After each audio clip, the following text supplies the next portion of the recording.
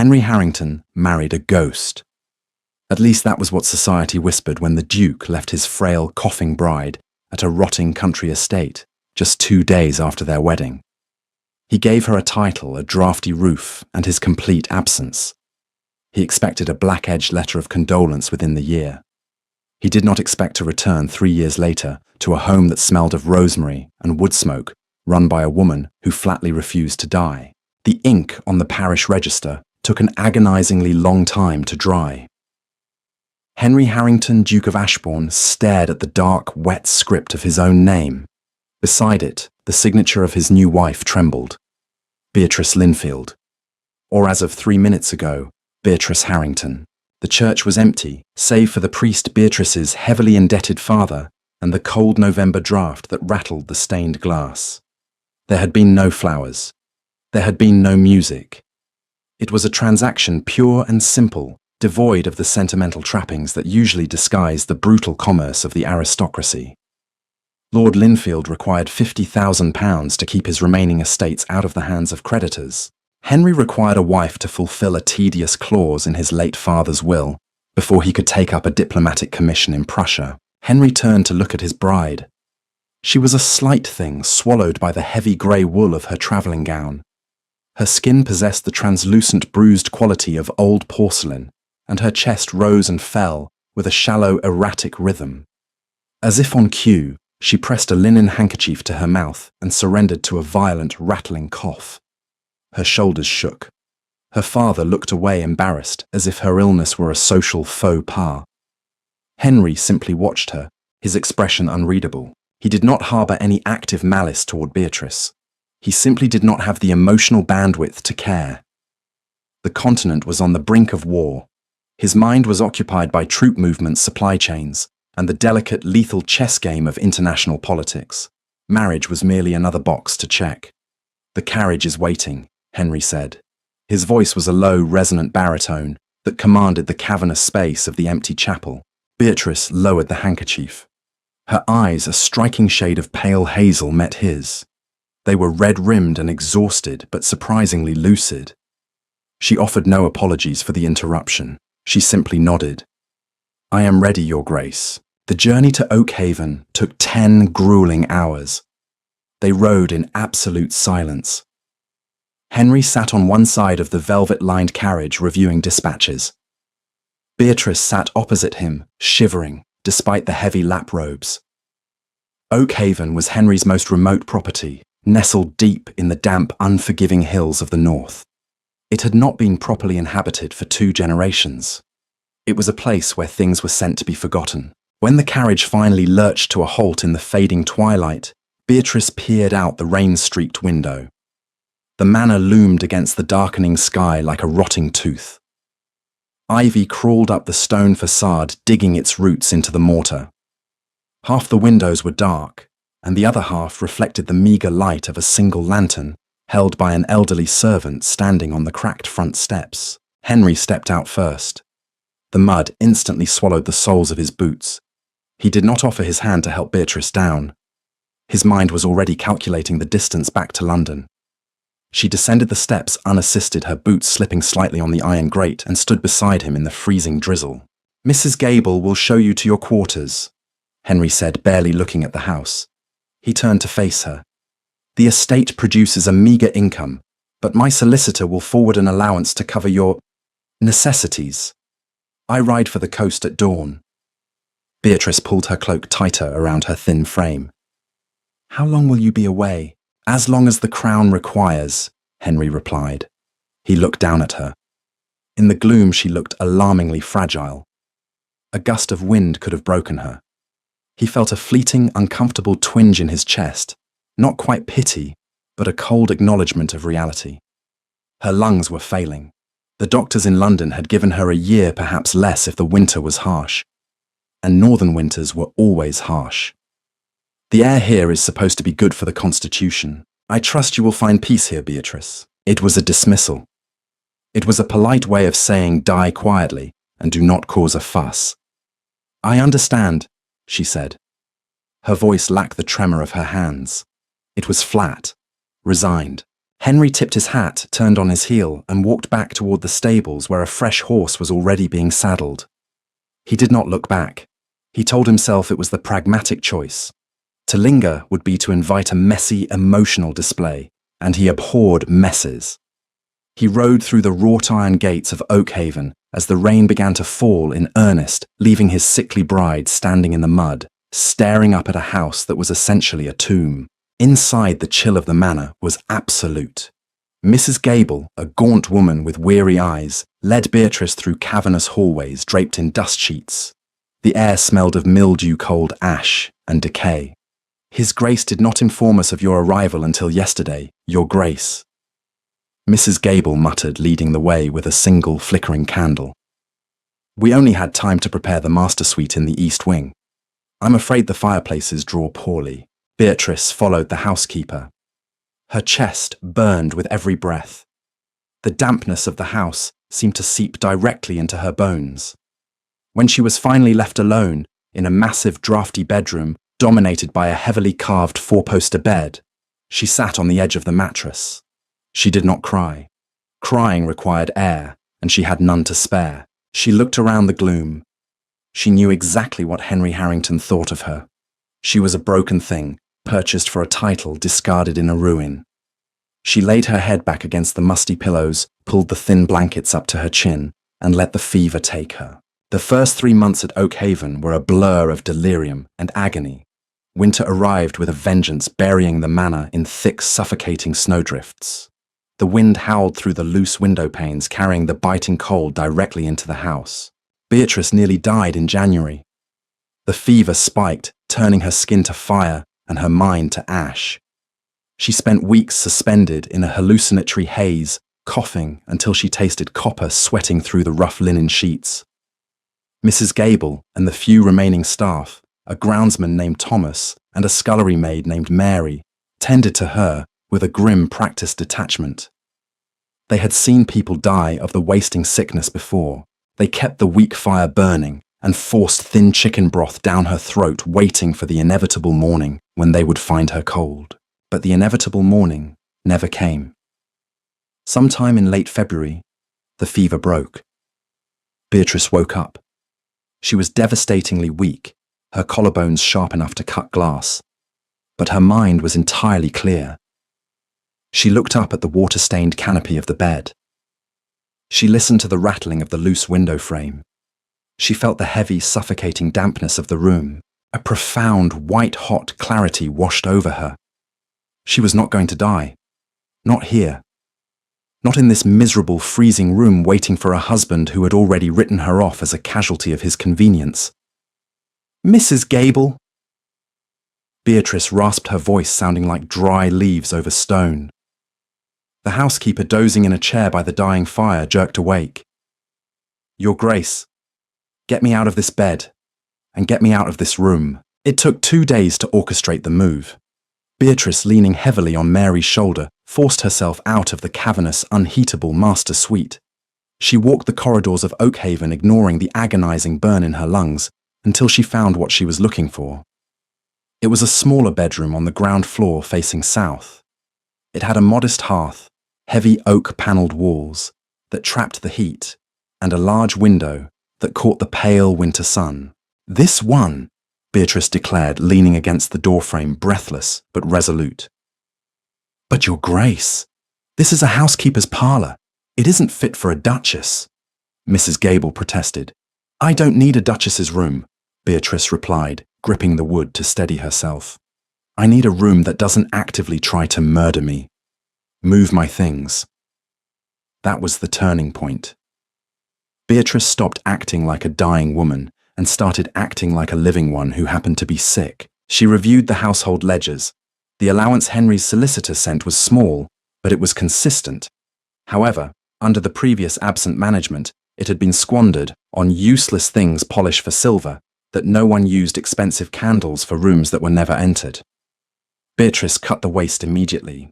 "We board up the east and west wings," Beatrice instructed Thomas from her chair by the newly roaring fire in her small room. "Drain the pipes there so they don't burst. Consolidate the living quarters to the central block. We are heating too much empty space." Use the saved funds to buy seasoned firewood. I want fires burning in the inhabited rooms day and night. The servants were shocked, but they obeyed. For the first time in decades, Oakhaven had a master who actually gave a damn about the draft under the door. When spring finally clawed its way through the frozen earth, Beatrice ventured outside. The fresh air, though crisp, lacked the stagnant, mouldy quality of the manor's dead wings. She found the old kitchen garden heavily overgrown with briars and weeds. She didn't hire a landscape architect. She didn't order ornamental roses. She ordered Thomas to clear the weeds, and she sent into the village for seeds. Thyme, rosemary, mint, lungwort, mullein. Plants that were practical. Plants that had a purpose. At first, she could only sit on a wooden bench for 10 minutes a day watching Thomas work. But as the weeks passed, she began to join him. She knelt in the dirt, her expensive woolen skirts stained with mud. The physical labor was excruciating. Some days, pulling a single stubborn root would trigger a coughing fit that left her gasping on the grass for half an hour. But she refused to stop. The smell of the wet, turning earth felt like an antidote to the stifling dust of her past life. "You'll catch your death out here, Your Grace." Mrs. Gable would fret, bringing out a shawl. "I am catching my life. Mrs. Gable," Beatrice would reply, wiping a streak of dirt from her forehead. She began to brew teas from the herbs she grew. She didn't delude herself, she knew she wasn't cured. The rattling in her chest remained a constant companion. She still had bad days where the weather turned and she couldn't leave her bed. But she was no longer fading. She was adapting. Oakhaven adapted with her. The house, stripped of its pretentious, decaying grandeur, became functional. It became comfortable. Beatrice purchased heavy woolen rugs to cover the cold flagstones. She had the local blacksmith repair the kitchen ranges, so the manor always smelled of baking bread and roasting root vegetables. She spent her evenings in the small library, wrapped in a blanket, reading agricultural texts and estate management books. She stopped waiting for letters from Henry. For the first year, his solicitor sent a quarterly note confirming the deposit of funds. By the second year, the letters stopped, though the money continued to arrive at the local bank. She heard rumours from the village the Duke of Ashbourne was in Vienna, then Russia, then Spain. He was negotiating treaties, surviving assassination attempts, advising kings. To Beatrice, he was a character in a fiction novel. The reality of her world was the ripeness of the tomatoes in August, the stockpile of firewood for November, and the quiet camaraderie she shared with the servants who had become her family.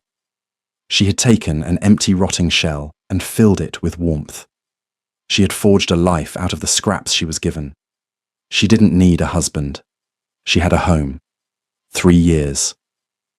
It had been 3 years of relentless noise. Henry Harrington rode through the northern countryside, his posture stiff, his eyes ringed with the deep purple exhaustion of a man who had seen too much. The continent had drained him.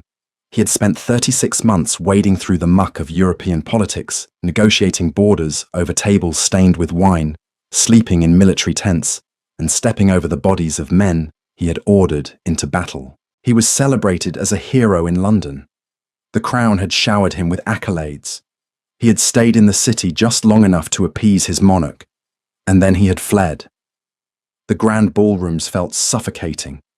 The sycophantic whispers of the nobility grated on his nerves. He felt hollowed out, a man running on the fumes of duty and discipline. He needed silence. He needed the absolute dead quiet of Oakhaven. He had not thought of his wife in months. Communication had broken down completely during the chaos of the Russian campaign.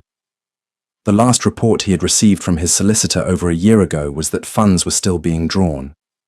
He assumed she was either clinging to life by a miserable thread, or she was already dead and buried in the family plot, and the solicitor had simply failed to inform him. Frankly, Henry had prepared himself for a grave. It would be a neat, quiet end to a transaction he barely remembered making. He arrived at the boundaries of the estate in the late afternoon. The sky was the colour of bruised iron threatening rain. Henry braced himself for the sight of the overgrown gates and the crumbling drive. Instead, his horse stepped onto a meticulously graded gravel path. Henry pulled back on the reins, his brow furrowing.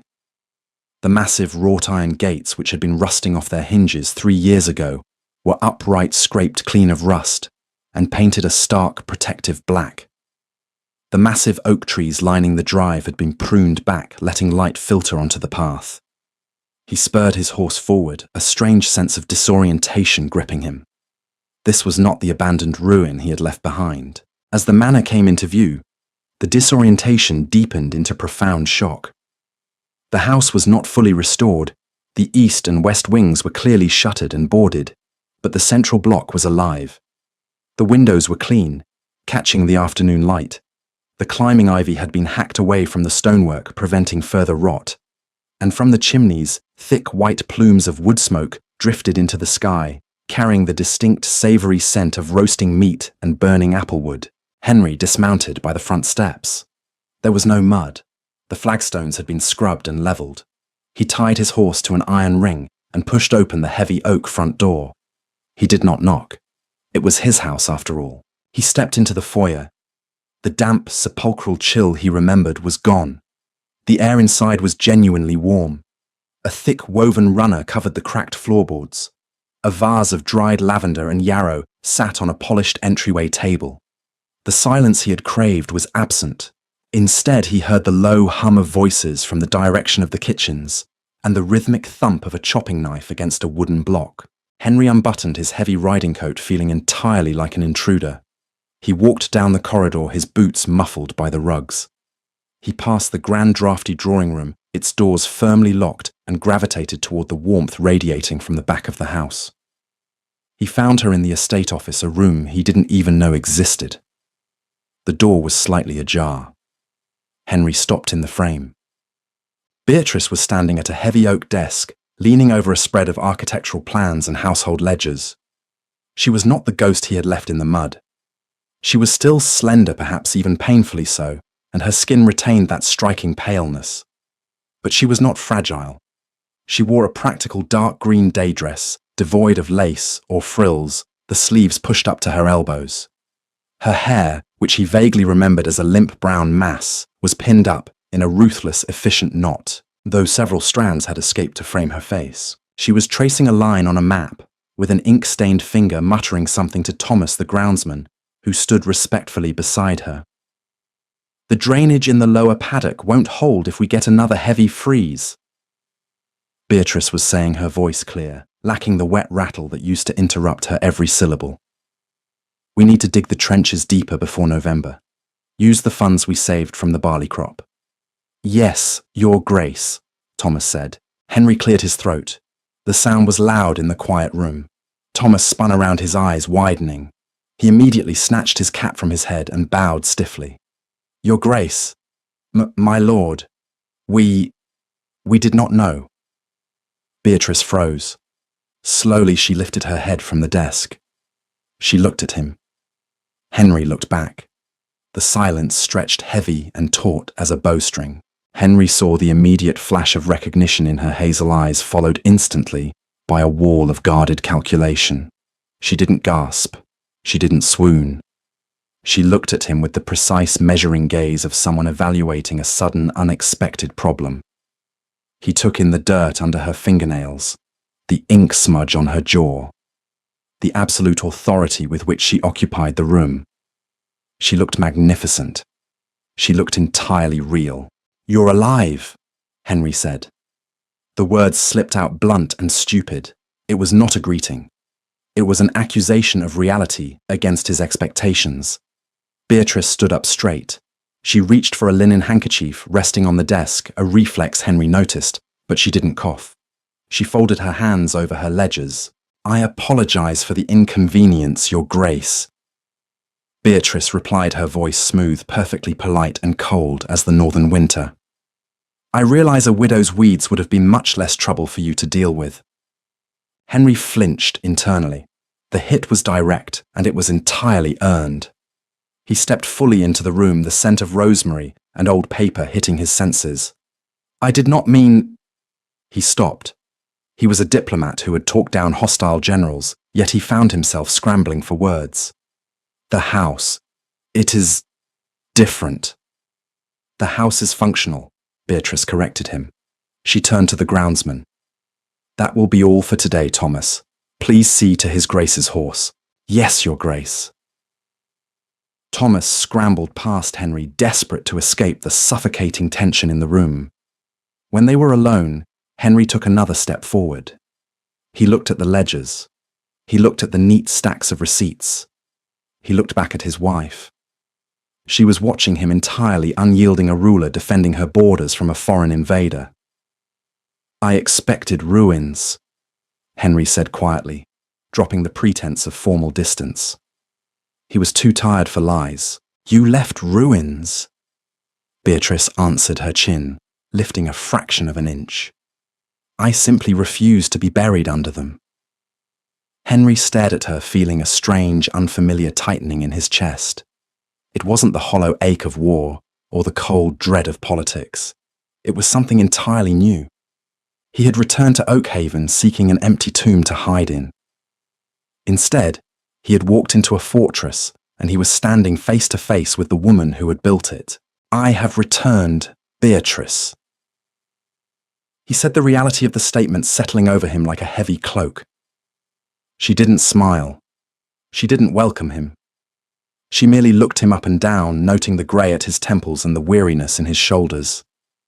So, I see, she said.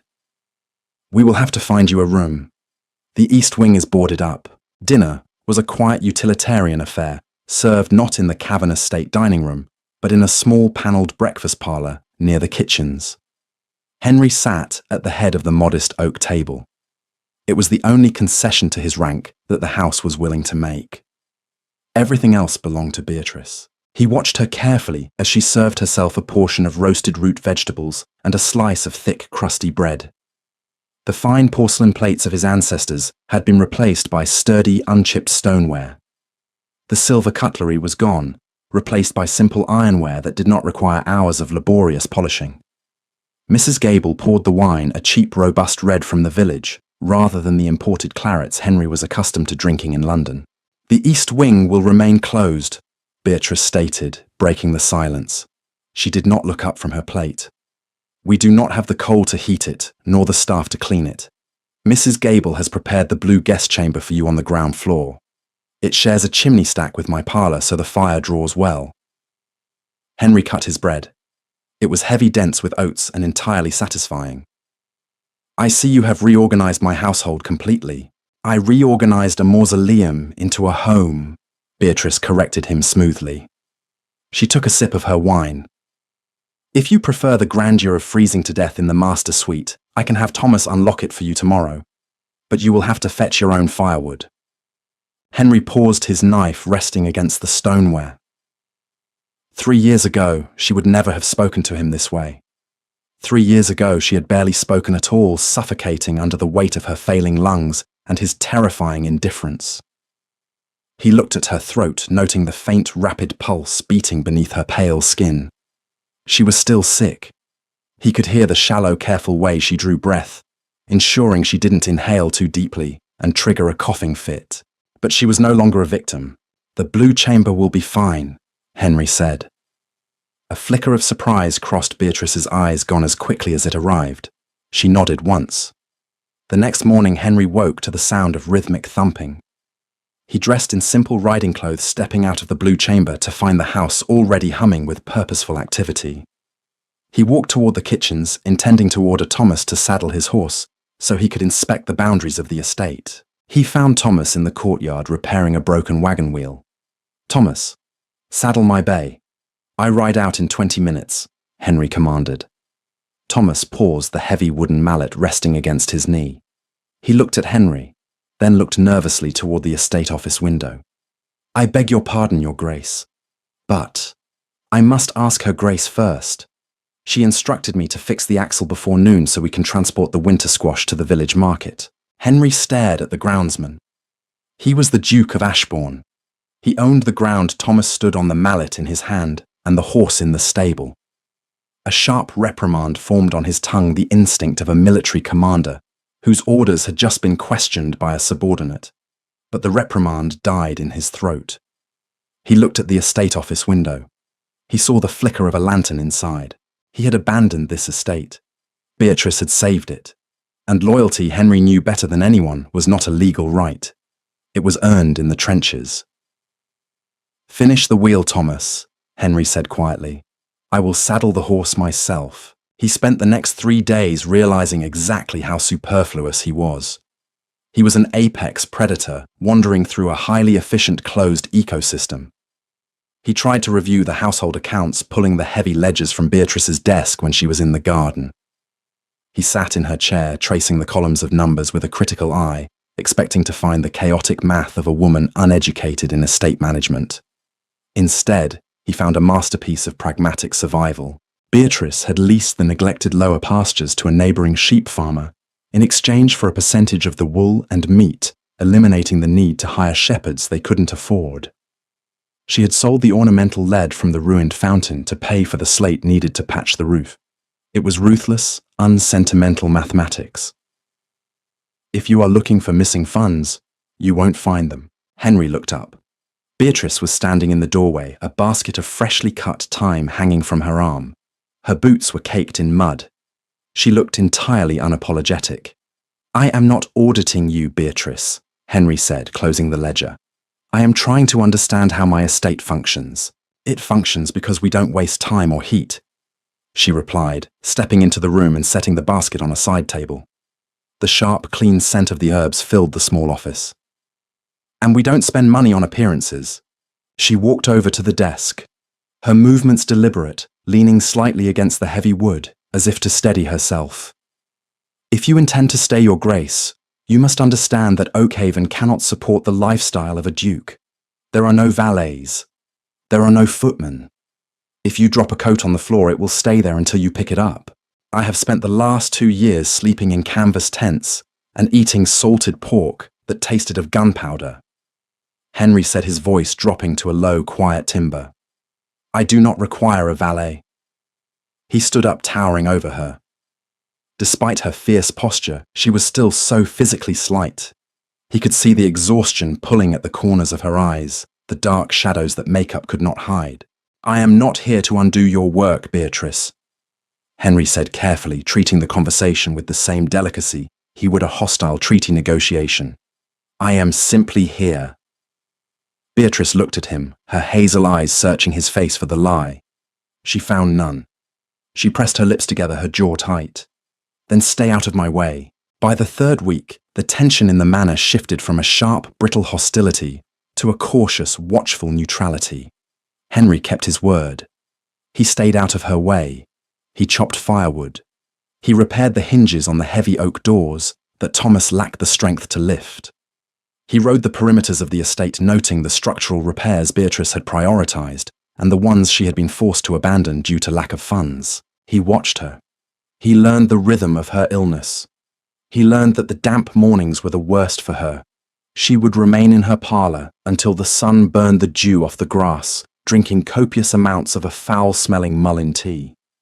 He learned that when she pushed herself too hard, lifting a heavy basket or arguing too long with a stubborn merchant from the village, a pale, dangerous flush would rise in her cheeks, followed by a hacking cough that sounded like tearing silk. He wanted to tell her to stop. He wanted to order her to rest.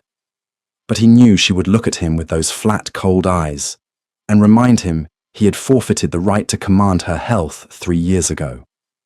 His opportunity to be useful arrived in the form of a heavily sealed letter from Lord Danvers, the neighbouring landowner. Henry was in the small library, cataloguing a shelf of water-damaged books, when he heard Beatrice's voice ring out from the office, sharper and louder than usual.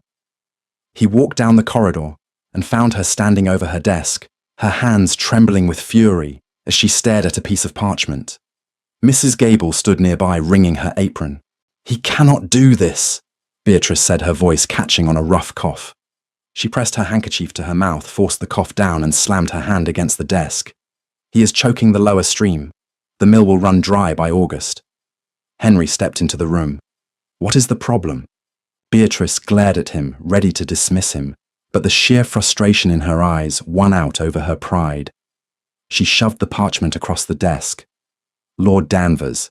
He claims the historical boundary line of his estate extends 50 yards further south than previously surveyed. He is erecting a dam to create a private fishing pond. It cuts off the water supply to our barley mill. I have written to him twice explaining the devastating impact. He just sent this response. Henry picked up the letter. It was written in a condescending, flowery script. Danvers essentially patted Beatrice on the head, praised her valiant attempts at husbandry, and told her the law was the law and a woman could hardly be expected to understand centuries-old property charters. Henry read it twice. A slow, chilling smile spread across his face. It was the smile that had once made the French ambassador physically recoil at a peace summit. "You are dealing with this the wrong way," Henry said, dropping the letter onto the desk. "I am dealing with it logically," Beatrice snapped. "I sent him the land registry copies. Men like Danvers do not care about logic. They care about leverage," Henry said. He walked around the desk, pulling a fresh sheet of heavy vellum from her drawer. He picked up her quill and dipped it into the inkwell. "Danvers is a coward who inherited his wealth and purchased his political appointments. He thinks he is bullying a sickly widow. He does not know I am home." Beatrice watched him, her anger faltering into curiosity.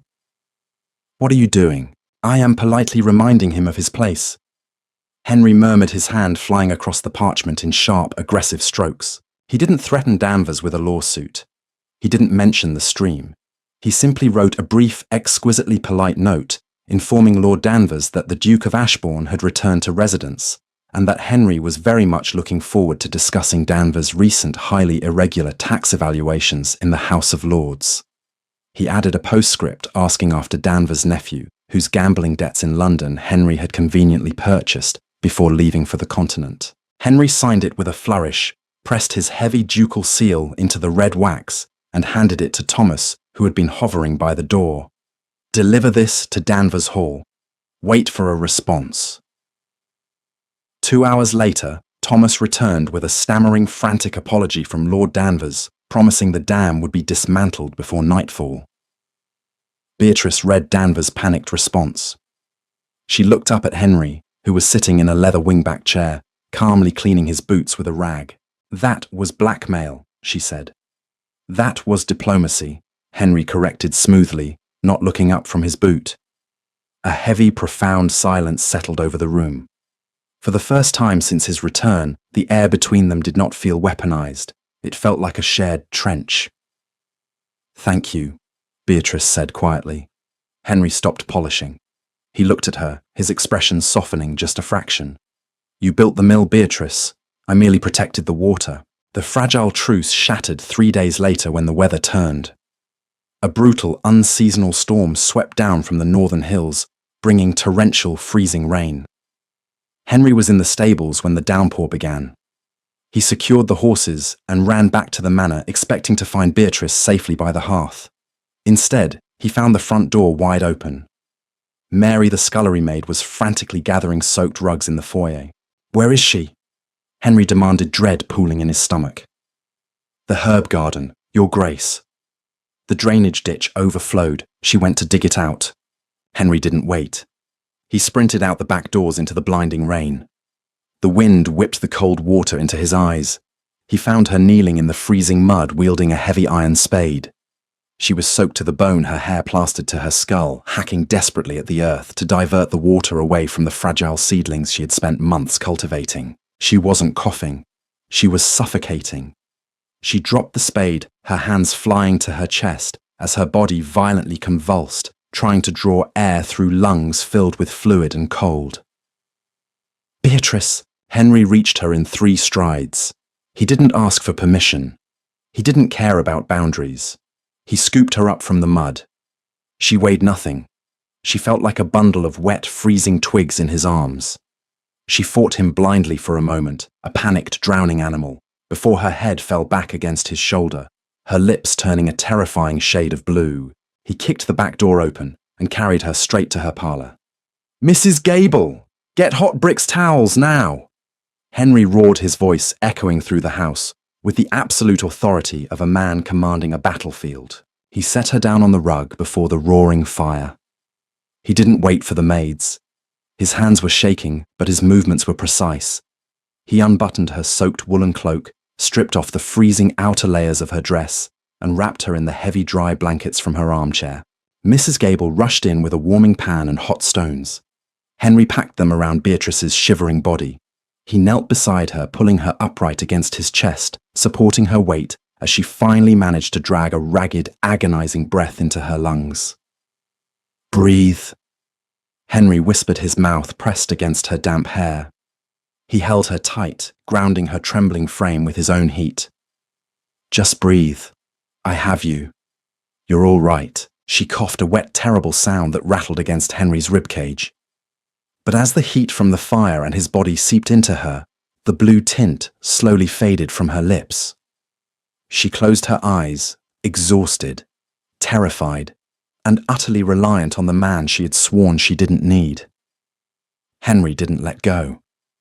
For the first time in his life, he was exactly where he was supposed to be. Beatrice survived the chill, but it grounded her for a week. The brief, frightening relapse forced a brutal reality back into the forefront of their minds. She was not cured. She was a woman constantly outrunning a shadow, and the storm had allowed the shadow to catch her heel. During that week, Henry became her shadow. He moved his ledgers into her parlour. He handled the estate correspondence. When the coughing fits woke her in the dead of night, she would open her eyes to find him sitting in the chair by the hearth, stoking the fire, sliding a cup of warm, bitter tea onto the table beside her bed. He never hovered. He never offered pity. He simply maintained the fortress walls while she rebuilt her strength. It was deeply, fundamentally unnerving to Beatrice. She had built her survival on the absolute certainty of her isolation. Relying on Henry felt like leaning against a door that might suddenly swing open and drop her into an abyss. Yet she found herself looking for him when he left the room. She found herself tracking the heavy, steady sound of his boots in the corridor. She thought she was the only one haunted until the night the thunder returned. It was late April. Beatrice was finally strong enough to sit in her armchair by the fire reading a book on crop rotation. A sudden, violent spring storm broke over the hills. The thunder didn't roll. It cracked, a deafening, percussive blast that shook the very foundations of the stone manor. Beatrice flinched, looking up at the ceiling as dust drifted down from the rafters. The house was solid, but the noise was spectacular. She waited for Henry to come out of the blue chamber to check the windows as he usually did when the weather turned. He didn't come. Instead, she heard a sound that made her blood run cold. It was a low, guttural gasp, followed by the heavy thud of furniture crashing to the floor in the adjacent room. Beatrice set her book down. She pushed herself out of the chair, ignoring the twinge of weakness in her legs, and walked to the door of the blue chamber. It was slightly ajar. "Henry," she called softly. Another crack of thunder detonated overhead. Inside the room, someone shouted a sharp, desperate military command in a language Beatrice didn't speak. She pushed the door open. The fire had burned down to embers, leaving the room submerged in deep shadows. The heavy oak chair by the window had been violently overturned. Henry was backed into the furthest corner of the room. He was dressed only in his linen shirt and trousers, his bare feet flat on the cold floorboards. He wasn't in Oakhaven. His eyes were wide, unblinking, and entirely wild. He was staring at the window, his hands raised in front of him, fingers curled into rigid claws. The rain lashed against the glass, mimicking the sound of grape shot.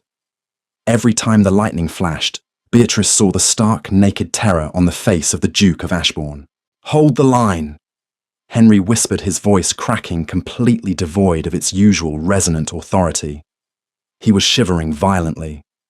"Hold the line, damn you! They're coming through the smoke!" Beatrice stood frozen. She had spent 3 years resenting his absence, imagining him attending grand balls and sipping champagne with foreign dignitaries. She had never considered the actual bloody mechanics of the diplomacy he was executing. He hadn't just been signing treaties, he had been standing in the slaughter. Another peal of thunder rattled the glass. Henry flinched, dropping to one knee, throwing his arms over his head, as if waiting for the blast of artillery. Beatrice didn't call for the servants. She knew instinctively that Henry would never forgive her If anyone else saw him like this, stripped of his armor, reduced to a trembling casualty of his own memories. She walked into the room. She didn't rush. She moved slowly, deliberately, making sure her footsteps were audible against the floorboards. "Henry," she said. Her voice was calm, pitched low, the same tone she used to settle a spooked horse. He snapped his head toward her. For a terrifying second, she saw violence in his eyes, the instinct of a cornered soldier. He didn't recognize her. She stopped a few feet away. She didn't reach out to touch him. She knew better than to startle a man lost in a nightmare. She slowly lowered herself to sit on the cold floor in front of him, crossing her legs, putting herself below his eye level to remove any threat. "The artillery is gone," Beatrice said softly, pointing toward the window. "It's just rain against the glass. You are in Yorkshire. You are at Oak Haven." Henry stared at her, his chest heaving. The erratic rhythm of his breathing mirrored her own during a lung flare. "Look at me," Beatrice commanded, her voice firming up, anchoring him to the present. "I am Beatrice. Look at the stones. Look at the hearth. You are home." A ragged breath tore through his throat. The wildness in his eyes began to fracture, replaced by a devastating, crushing clarity. He looked at the floorboards. He looked at his shaking hands. Then he looked at his wife sitting on the freezing floor in her nightgown, her hazel eyes fixed on him with fierce, unwavering, steadying force. He covered his face with his hands. A raw, broken sound escaped him, muffled by his palms. The sheer exhaustion of holding his mind together for 3 years finally gave way. He didn't weep, but he shuddered, a deep structural collapse of a man who had carried too much weight for too long. Beatrice finally moved. She slid across the floorboards until she was kneeling beside him. She reached out and placed a hand on his back, right between his shoulder blades. He was rigid, cold, and damp with sweat. She simply kept her hand there, a physical tether to the present, a quiet reassurance that he was not falling into the dark alone. They sat on the floor for a long time. The storm raged outside, but inside the small dark room, the silence stretched between them, heavy and profound. When the thunder finally rolled away, leaving only the steady drum of rain, Henry lowered his hands. He leaned back against the wall, exhausted, stripped bare. He looked at Beatrice. "I ordered a cavalry charge outside Leipzig." Henry said, his voice a hollow rasp. He wasn't looking at her anymore. He was staring at the dying embers in the grate. "The fog was too thick. I miscalculated the enemy's flank. 400 men rode into a marsh. They were slaughtered. The mud looked like blood." He closed his eyes. "I dream about the mud." Beatrice listened. She didn't offer empty platitudes. She didn't tell him it wasn't his fault, because she knew men like Henry bore their guilt like a religion, and to dismiss it was to dismiss their honor. Instead, she stood up. She walked over to the overturned chair, righted it, and then went to the hearth. She added a log, using the iron poker to coax the dying embers back into a bright, consuming flame. The room slowly began to warm. "The mud here is just mud," Beatrice said quietly, placing the poker back on the stand. She turned to look at him. "It grows rosemary, and it grows thyme, and it ruins my skirts. It doesn't bleed, Henry." She walked over to him, extending a hand. "Get up off the floor. You'll catch a chill, and I refuse to nurse you when I have a mill to repair." Henry looked at her offered hand. It was small, pale, and remarkably strong. He reached up and grasped it. Her grip was firm as she helped pull his heavy frame to his feet. He stood before her, the ghosts in his head, pushed back by the absolute grounding reality of the woman in front of him. He had left her to die. She had learned to live. He had come back looking for a grave, and she was teaching him how to survive. "Come," Beatrice said, turning toward the door. "I'm going to make tea. You are going to drink it." Henry followed her out of the shadows. Summer baked the dampness out of Oak Haven. The deep, stifling heat was a harsh master, but it was kinder to Beatrice's lungs than the biting cold. For the first time in years, she went an entire month without tasting copper in the back of her throat. The estate transformed from a quiet refuge into a grueling theatre of labour. The barley crop was heavy, and the newly freed lower stream powered the mill from dawn until dusk. Henry did not supervise the harvest from the shade of a canopy. He stripped off his tailored waistcoats, rolled up the sleeves of his linen shirts, and worked the fields. He fell into the rhythm of the labourers. He hauled 50-pound sacks of milled grain into the wagons alongside Thomas. He blistered his hands, swinging a scythe, when the hired hands fell behind schedule. The local villagers, who had initially treated the returning duke with terrified deference, began to regard him with a stunned, silent respect. Men who bled and sweated in the dirt did not require titles to prove their worth. Beatrice managed the logistics. She sat at a wooden table set up in the courtyard, a wide-brimmed straw hat shielding her pale face from the brutal sun. She tallied the yields paid the seasonal workers from a heavy iron lockbox and orchestrated the transport to the market. She watched Henry from a distance. She observed the way the sun caught the sweat on his shoulders, the easy, powerful grace with which he handled a team of draft horses. He was a man built for war, channeling his immense suppressed energy into the earth. The terrifying shadows that had consumed him during the spring storm remained locked away, buried beneath the exhaustion of physical labour. Late one August evening, the courtyard finally fell silent. The last wagon had been secured. The workers had gone back to the village. Beatrice remained at her table, her head propped on her hand, staring blankly at a column of numbers. The heat of the day lingered in the stone pavers, radiating upward. She was dangerously fatigued. Her chest felt tight, not from fluid, but from sheer muscular exhaustion. A shadow fell over the ledger. Henry placed a tin cup of cold well water over the numbers she was trying to read. His forearms were streaked with dirt and barley chaff. He smelled of sweat dust and horses. "The math will still be there tomorrow," Henry said. Beatrice looked up at him. She didn't argue. She took the cup with both hands, relishing the shocking cold against her palms, and drank. "We outpaced last year's yield by 30%. The sheep paid for the extra labour, and the grain will pay for the slate to finally fix the west wing roof."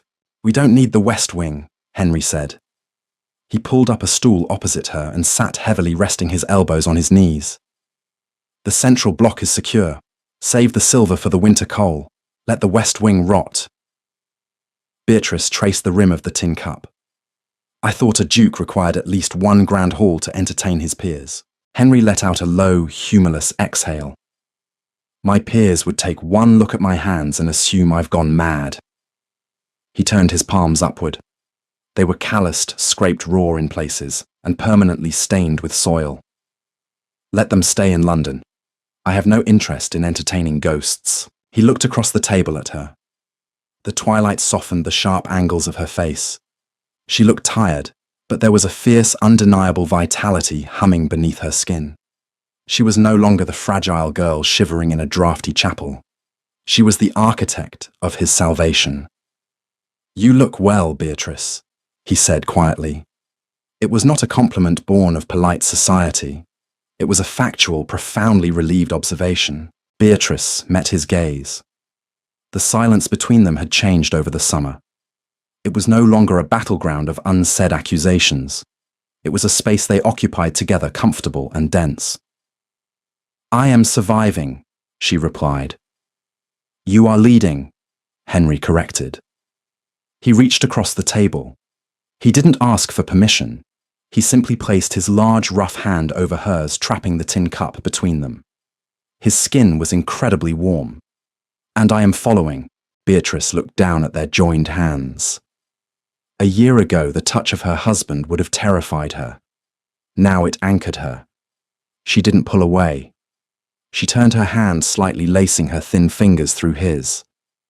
They sat in the darkening courtyard, two battered people, holding on to each other in the quiet ruins of the life they had abandoned.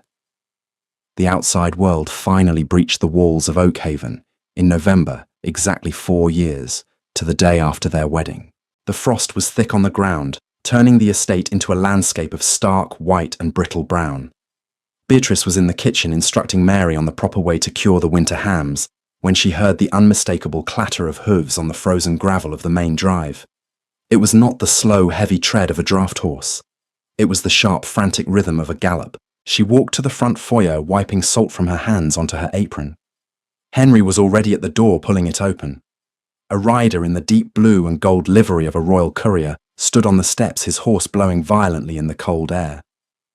The man looked utterly exhausted, his boots caked with half-frozen mud. He bowed sharply when he saw Henry. "Your Grace," the courier rasped, reaching into his leather satchel. He pulled out a heavy parchment envelope sealed with the sovereign's crest. "Urgent dispatches from Whitehall.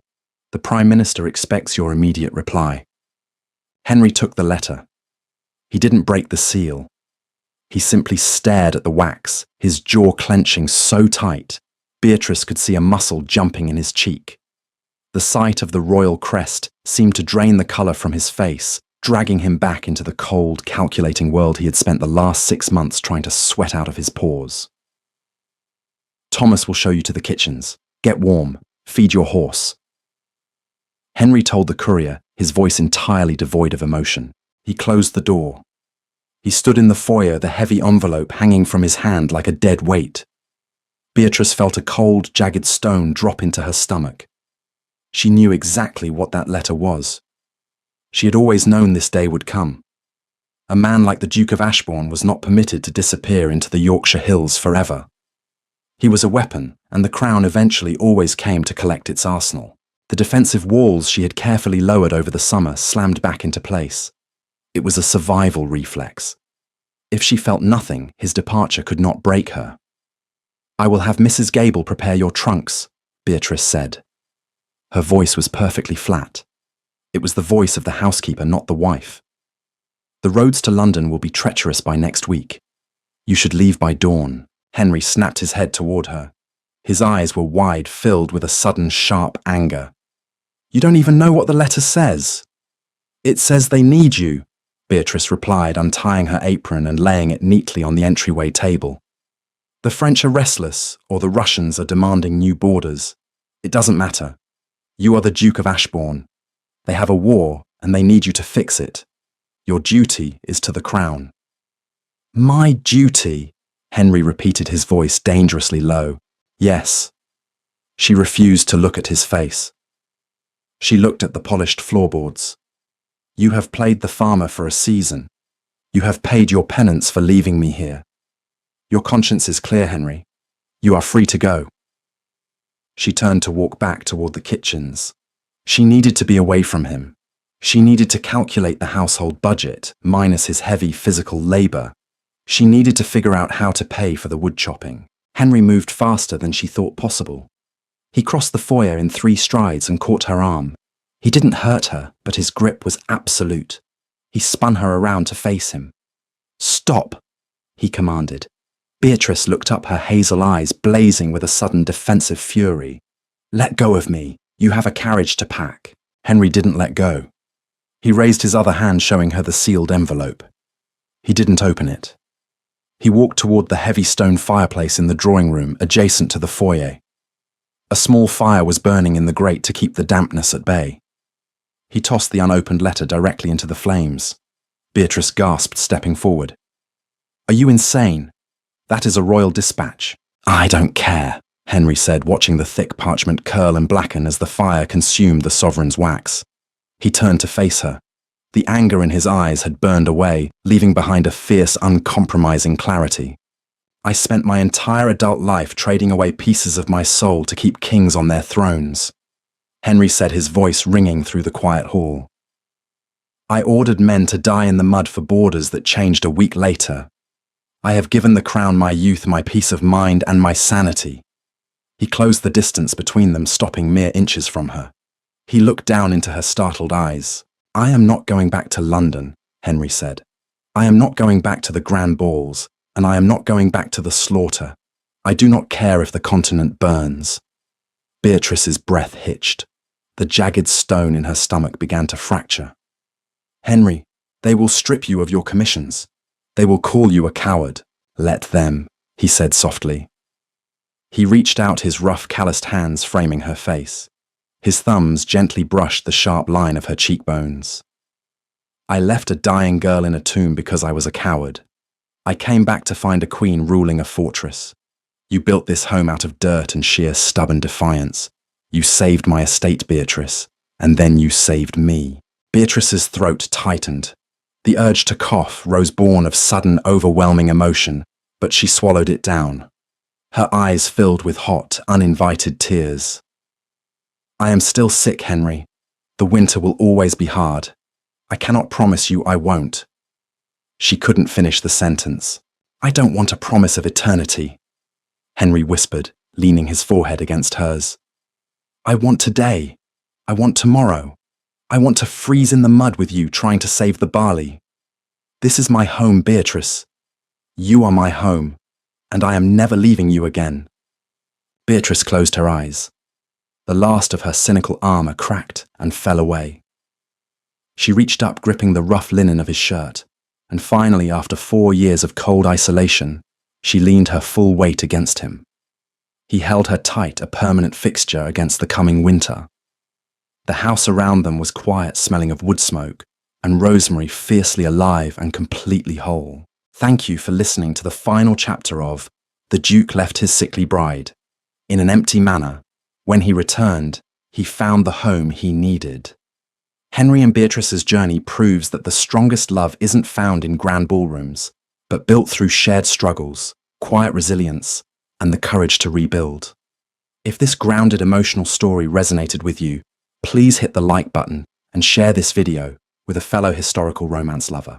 Don't forget to subscribe and turn on notifications so you never miss our next full storytelling experience. See you in the next tale.